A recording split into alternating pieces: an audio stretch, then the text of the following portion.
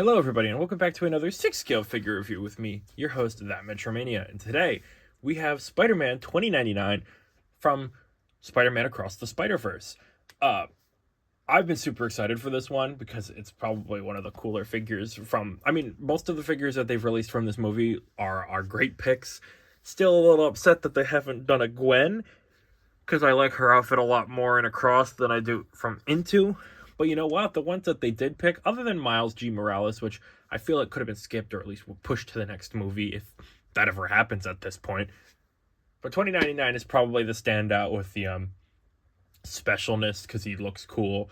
And there's all the controversy with the original design of the Hot Toys version. But here we are. Here he is. Here's the box. And it's a pretty cool box. It's an art piece. You see Spider-Man 2099 right there. It looks really cool. It's got all the Spider-Verse colors. You can see the little honeycomb portals. Super cool. Super happy about that. Spinning it around, we got his little skull spider logo. On the back, we just got more Spider-Verse gibberish kind of stuff. And then on the side, same thing. Honeycomb portal, spider logo. Pretty cool box. Obviously, we are not box collectors, though. We are 6-scale figure collectors. So why don't we break him out of the box and put him on the spinning turntable, shall we then? So first things first to note about this guy, he's massive, and I mean like huge. He is tall. He towers over every other Spider-Man figure I have that's not a Venom or a symbiote of some kind. It is crazy how big this guy is, and he makes him look scary and intimidating, and everything about it looks super cool. I'm not the biggest fan of the material they chose because it's just gonna what am I gonna say? It's gonna seam over time. It's gonna cause like lines if you're posing him in certain poses, and it's all right. But I'm super happy with the way it looks. I think they got that look down really nicely. I'm glad that at least there's an outfit over it as opposed to just the original bare bones, just 6-scale posable like Mondo style figure. But boy, is this super cool. Let's get him off of the spinning turntable now and talk about this guy a little bit more and all the fun stuff that he happens to have. So Miguel O'Hara here comes with a pretty decent amount of stuff. For starters, he comes with probably my least favorite, most disappointing part of the thing is his stagnant, like, non-posable cape. I don't like that just like this. They should have, if they're going to give him a cape, I guess they should have given him, like, a proper cape. Because, you know, Spider-Man 2099 has never been shy from the weird web cape. It is a thing that his character has had time to time. So to just kind of have this, because he wore it and it disappeared almost immediately in the movie, but it just kind of like sits and flies back, so it feels a little weird. It looks fine, but I feel like nobody will ever use this, especially because it sticks out back, so it's just kind of like a space taker. We do have 3 variations of his weird non-webs, his tech webs, I'm gonna call them. You see there's this one, there's this shape, and then there's this one. They're very interesting designs because obviously they're not your traditional Spider-Man webs. They're his 2099, because in this movie the 2099 suit isn't real, it's all tech and fake. So there's that. It does come with web holes for if I could figure out which hand it goes on. Is it those ones? Which hand does these go on? Or does it just go on the wrist? Because he comes with little pegs there. It comes with like a million of them, so I don't know how I missed that previously when I was opening this guy up, but I did. He comes with 2 slashies, one in red and one in blue, just in case you want it in 3D. Excuse me. So you get a red slashy and a blue slashy, so we could do like an up slashy. Those are kind of cool. He comes with his dimensional rift opening wristwatch. Pretty cool design. Just slides on the wrist. It does open up so you can have him calling Star Command as he does. Not bad design in there. Overall, it is just like a sticker though. But that could just slide on his wrist at any point. And then we have his really, really nice sculpt. I love all the hair. I think they managed to make it so the hair, despite being sculpted, still has like all this individual flow and form to it. It looks really nice. Hold on, let me get a little closer to the light here. Definitely does a good job. It has sculpted eyeball, or sculpted. It has separate rolling eyeballs, so you could do that, even though I suck at it, and I'll never be good at it. And then whenever I try to put the head on, it moves because of the weird peg system that they have, so I'll never be able to get the eyes to sit where I want them to because I'm bad at putting the head on. But the head does look nice, and I'm super happy about that. But let's talk about this big guy, because this is really where the magic is. So this suit is all one piece. Yes, it is real. The one thing it does have is blacklight coloration to it. I don't have a blacklight because I don't want to look like a freak. But it does have blacklight, so these kind of like all the little lines light up a little bit more. But you can see that the lines are still there because, I mean, they were pretty present in the movie. And like I said previously, it is hard to make a suit based on a suit that technically didn't exist because it was all not really there. It was the holograms or whatever you would want to call that. But for the most part, I think Hot Toys did a bang-up job at recreating it. This guy has a very intimidating and cool look to him because he's got this big muscular prowess. And they've built a body perfectly, pretty much, to recreate the exact design at which the 2099 suit is sitting at.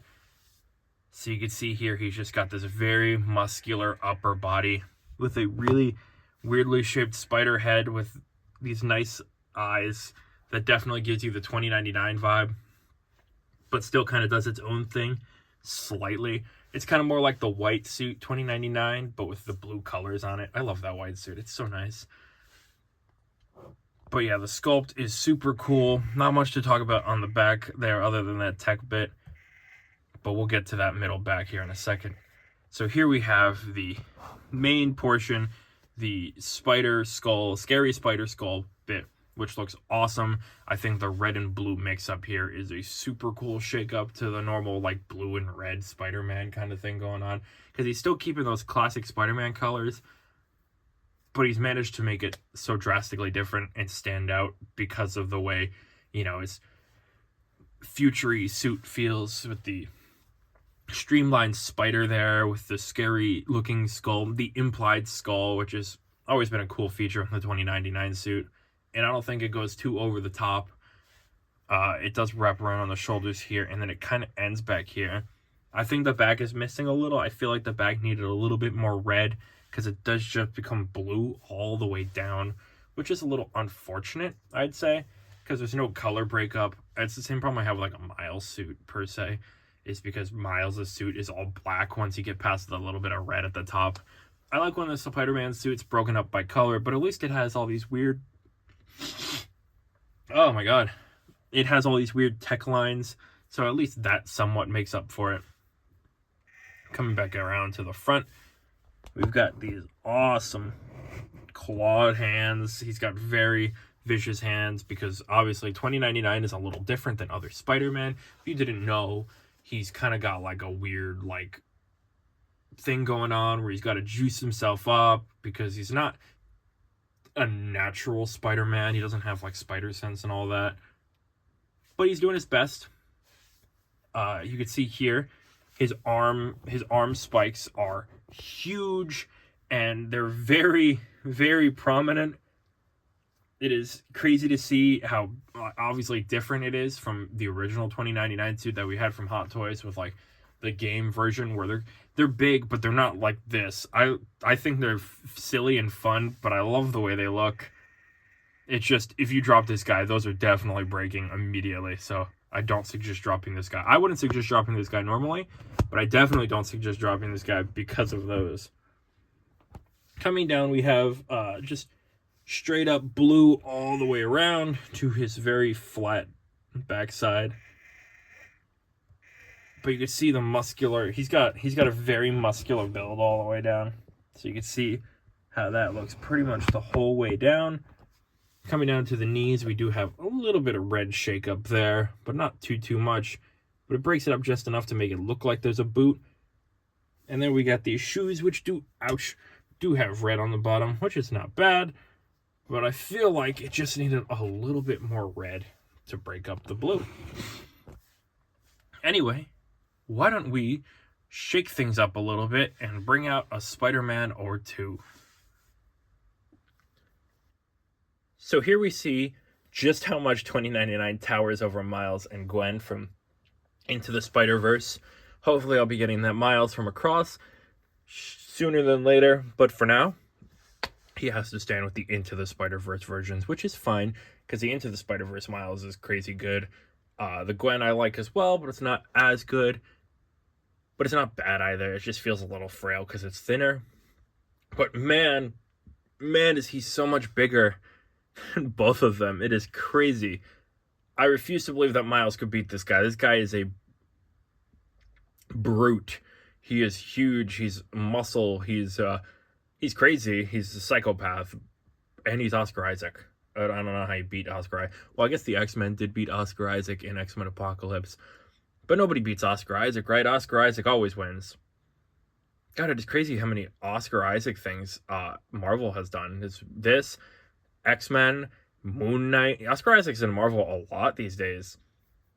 And I love to see it because Oscar Isaac is great. And having him be 2099 is just fantastic at the same time. But I'm super happy with the way these three look. But now I want to show off the 2099 versus the 2099. So, I mean, from initial impressions here, you could really tell the drastic design changes and references and what they're kind of going for here. Obviously, the Spider-Man, the game suit is a little bit more accurate to how he just appears in the comics. Excuse me. But, I mean, the 2099 here is a little bit more stylized. He's kind of got more of a different thing going on here. Not to say that either of these are bad compared to the other.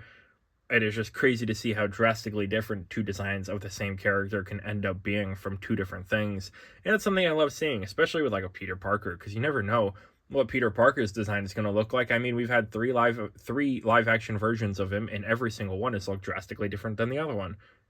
But it's fun to see the size difference and just how different like the designs have gone, like how the shoulders here are not as prevalently designed to attach to this as it is with here with the bigger red. This is also darker colors. It's got that darker blue and a more of like a purpley maroon as opposed to this, which is that lighter blue and red. Both look great in their own sense, but obviously both are drastically different than one another. It's just up to you which one you think you like more. What I like is the part where we do articulation of the video. So why don't we get to that right now? So, life ending 360 degrees. Up, and down. You get more because you can move the neck, but it just kind of looks weird because it bends in on itself. Back and forth. So you could get a little bit out of that. Arm goes up about that far. You're going to be really limited by the material here. Up about that far. Back about that far. Elbow bend aplenty. Freedom at the wrist. You don't have to worry about that. Oh, these wrist pegs are very easy. There is some decent crunch action, both forward and backwards. Not bad spread. Leg goes up that far. Leg goes back about that far. Decent knee bend. Ankle articulation and toe articulation to boot. So you can still get him into some crazy Spider-Man poses. I would just be careful over time because this guy will cause creases in the suit. because just that's the nature of this material. But it is funny because they did clearly just take that 2099 suit that they had made without the suit, and they just popped the suit over it and called it a day. Because you could see all the lines. It's crazy how detailed this guy looks. But we do have to get to the end of the video, so let us do that right now. So I just have to say, this guy goes crazy hard. There was a lot of crazy detail in this guy, and I love everything about it. I love the fact that they didn't skimp on the body either. I think it's great that Hot Toys went the extra mile and made a real, genuine body for this guy, because I feel like it would have been extremely lacking had they not. Because obviously they have in the past just kind of called it a day with some of these 6-scale bodies. They've just gone, oh, body, and put some padding on it, call it a day. But they don't always work. They don't always make a body that fits perfectly with a figure. Like somebody like Andrew Garfield's Spider-Man, for one, he's a little lankier. Tobey Maguire's Spider-Man as well. Two figures that definitely could have used a different body. But this guy definitely got the good body treatment, and I'm super happy to say, other than the fact that his suit is going to be super restrictive over time, the figure itself looks fantastic, and I'm so happy about that, because I was really worried with the initial impressions of this figure that it was just kind of put to the wayside and be an afterthought. But they still, at the end of the day, after they fixed everything, went the extra mile and really made sure that this guy stood out in a collection, because he should. You know, he's a leader of Spider Society. I think he should get a little respect, and I'm super happy that is the case here, because it just, everything about this guy looks fantastic.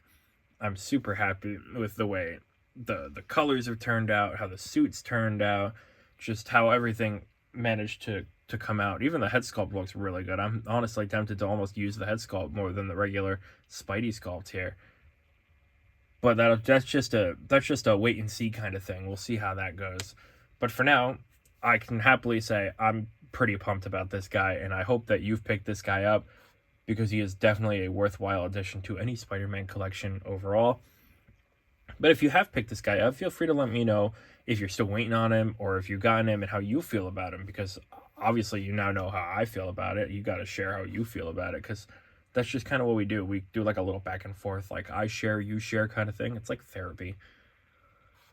But I'm pumped about this guy, and I hope you are too. And obviously, if you enjoyed this video, please feel free to like and subscribe, because the channel's been doing pretty nicely recently, and I'd love to keep that momentum going, because I love making videos for you guys. And, you know, if you like the video, then I know you're enjoying exactly what I'm enjoying doing for you guys. It's like a little back and forth, you know, a little gimme. I give you video to enjoy, and you give me likey.